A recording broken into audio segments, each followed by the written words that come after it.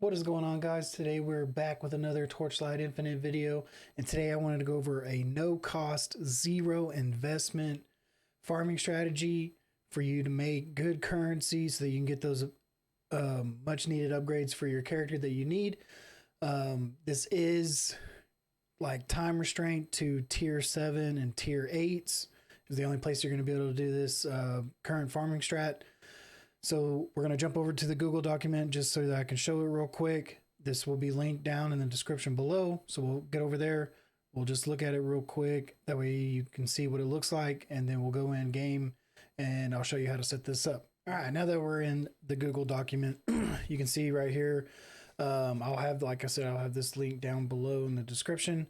You just get this address, come here, and then right here at the bottom, you can see the invitation farming. This is T7, T8, the beginning and the end invitation farming, right? That's the name of the invitations that we're farming. And you can kind of look over this. It has a brief description of how you're trying to set it up, what cards we're going to be running on our deck, some examples of what you can do if none of your cards that on your custom deck come out, right? So we have some cards that are in the pre-made game deck that also do what we're trying to do, and that's what these back 3 cards right here for, is so that if we don't get either one of our 2 cards, we can use these back 3 cards to try to pull more of these out of the pre-made deck, right? And so a lot of information in here. We're not going to go crazy over it. I'm not going to read all of it. Just, you know, the link is there. You can come in here. A lot of information. If you have any questions or comments on it, post them down in the YouTube video, and that way you can see it. And we'll go straight into the game, and I'll show you how we're going to set this up. All right, now that we're in game, we're just going to take a minute into the trade house real quick just so we can look at this. We're going into beacons. We're going into Rifted Dimension. The beginning and the end are what we're farming for. This one's from T7. This one's from T8. These invitations to fight the Traveler, right? So as you can see, a lot of these are going 1 for 1 with FE, right? So you get 1 invitation, it's worth 1 FE, which is a pretty good price. Anything that can go 1 for 1 or even go 1 for 2 is really good. You can also see the end right here. Come on. Thank you. Is selling for quite a bit, right? 1 for 3. 1 for 3, 1 for 3. So if you can do T8s respectively and do the section bosses and get you a lot of these invitations, they're selling for a pretty good price, right? And that's of no cost to you, right? You don't have to put any kind of compasses or big juicy stuff into here. What you want to do is go to your custom deck, and you can see I'm running 1 card because this is still on my Ember farming strat. But you're going to want to put your Pity, your Regretful, and then these 3 cards, Agile, Just, Alert, that in your deck. And that way, if you get your Pity to come out, you get an extra view, right, towards your Watcher. So right now, it takes 8 before I can fight him, right? And then if I get the card to come out, I get an extra 1 per map, right? Especially since it's inheritance, which means it'll do this map and the next map. So I can do this, and I'll get 2 views out of that, and then the next map I get another 2 views. And just for doing 2 maps, I can be already up at 5 of 8. And then say none of our cards from our custom deck come out. The pre-made deck has some, right? So it's 1 inheritance, but it does give you +2 views. So that'll be 3 for that 1 map that you run. And then I passed it. Maybe I did pass it. Oh, there's. And then right here as well, +2. So you're getting 3. And then you have your +1, which will give you 2 views, right? So the way we're setting this up is we're going Pity and Regretful, and then Chaos cards that will remove any of the other cards that we pull out. So say like Resolve, Fearless, or Tolerant, or Zeal comes out instead of Pity or Regretful, it'll remove these cards and it'll have a chance to pull out from the pre-made deck, hopefully another viewing card like this, right?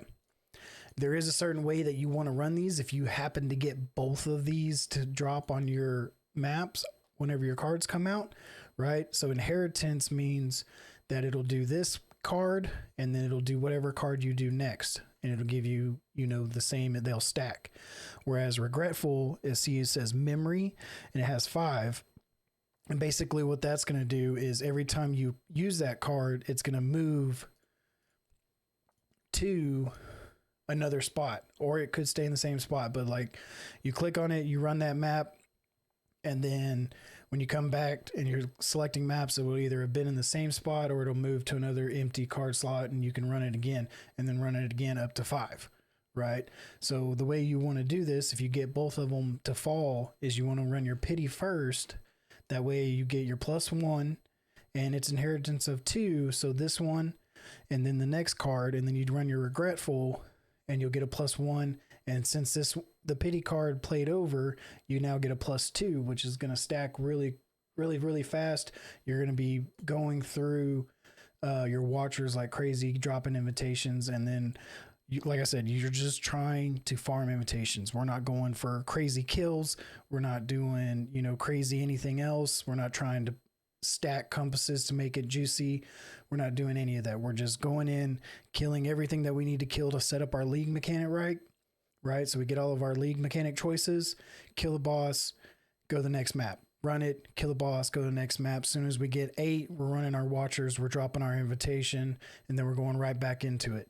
T7s will sustain really well. You'll have to swap zones, but if you put, you know, that the deck on like 3 zones, you can sustain. I've been sustaining just these 3 zones, and I've been collecting these and selling these over here. So that's a little more currency, right? I get 99 or 99. I throw them on the trade house and make a little bit of currency just from selling them. And I've just been stacking these 3 zones and running those. So it's a good way to make good money until you're ready to actually be able to do like T8 juicing, compasses, and everything else. And so, yeah, this was a question that I keep getting a lot on stream. You know, how do I make FE and everything else? And it's the questions I've been seeing a lot on a lot of other people's stream, you know, how they're making their FEs and what are they farming and stuff like that. And while there are some like really juicy strats out there, if you can't do them, then it's wasting your money, right? If you can't fully complete them, then you're wasting your money. So this is a no cost, you know, no currency invested way to farm good currency for yourself, right? The number one way to make currency in any ARPG game is for you to farm something other people want, right? It's not hoping for big drops, right? Big drop is nice, but if you don't have a farming strategy, you're going to use that money from your big drop, and then you're going to be back to broke and not making a whole lot of money again.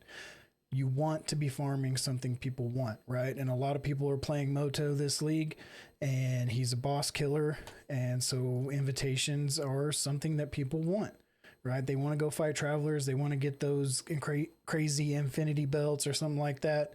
So just keep that in mind. 0 cost, the Google documents there. If you need step-by-step instructions, you can always refer to it to help you out.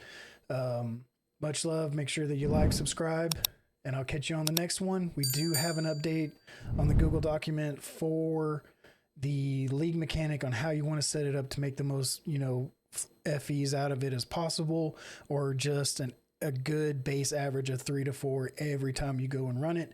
I'm still getting the data on that. I will be releasing video on that like a day or 2, hopefully. But the information is in the Google document down here if you want to just take a look at what I have and kind of start sculpting your league mechanics that way, right? So it's there if you want to use it. The Amber Farm's down there in the Google document if you want to use it. And I'm going to be putting some more higher tier juicing content, T8, compasses, what we're stacking, in some later videos once we get that far. Anyways, thanks for checking it out. Much love, guys. Peace.